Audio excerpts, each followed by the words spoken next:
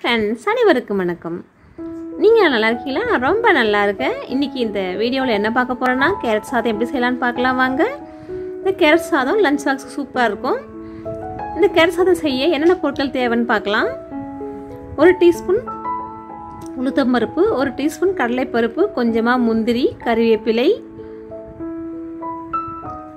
பொடியாக நறுக்கின இஞ்சி, வரமிளகாய், பொடியாக நறுக்கின கொத்தமல்லி தழை, துருவிய கேரட், பொடியாக நறுக்கின வெங்காயம். நான் இன்றைக்கி தேங்காய் எண்ணெய் தான் யூஸ் பண்ணியிருக்கேன். தேவையான அளவுக்கு எண்ணெய் எடுத்துக்கலாம். எண்ணெய் சூடானதும் 1/2 டீஸ்பூன் கடுகு சேர்த்துக்கலாம். 1/2 டீஸ்பூன் ஜீரகம் சேர்த்துக்கலாம். 2 நல்லா பொரிஞ்சதும்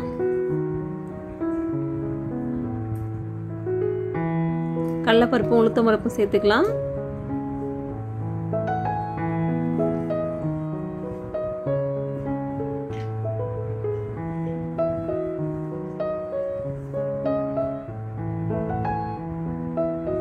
இப்போ வரமிளகாய் சேர்த்துக்கலாம். முந்திரி சேர்த்துக்கலாம். வரமிளகாய் தேவையில்லைன்னா பச்சை மிளகாயும் சேர்த்துக்கலாம். நான் குழந்தைங்களுக்கு சேர்த்தால வரமிளகாய் சேர்த்துருக்கேன்.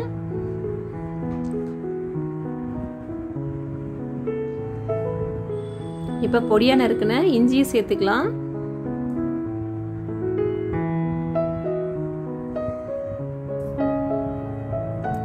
கருவேப்பிலை சேர்த்துக்கலாம்.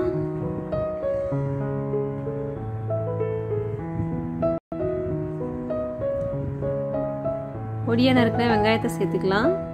நான் இன்னைக்கு 2 வெங்காயம் எடுத்திருக்கேன், பெரிய வெங்காயம்.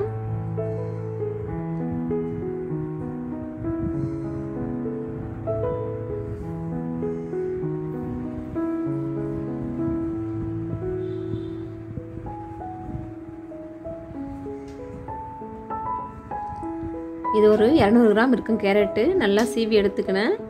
இப்போ இதனோட சேர்த்து நல்லா கிளறி விட்டுக்கலாம்.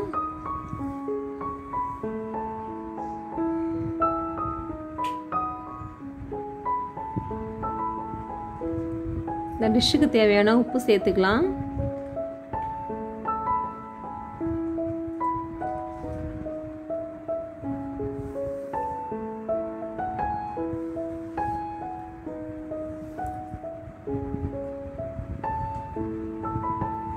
இப்போ இதை மூடி போட்டு ஒரு 5 நிமிஷம் வேக விட்டுடலாம்.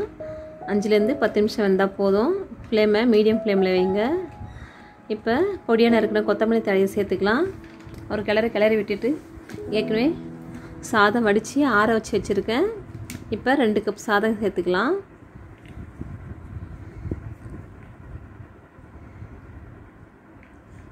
இது நல்லா கிளறி விட்டுங்க. அவ்வளோதான், சுவையான கேரட் சாதம் ரெடி ஆகிடுச்சு. இந்த வீடியோ பிடிச்சிருந்தா ஷேர் பண்ணுங்கள், லைக் பண்ணுங்கள், கமெண்ட் பண்ணுங்கள். நம்ம சேனலை புதுசாக பார்க்குறவங்க சப்ஸ்கிரைப் பண்ணுங்கள். மறக்காமல் பெல் பட்டனை கிளிக் பண்ணுங்கள். தேங்க்ஸ் ஃபார் வாட்சிங்.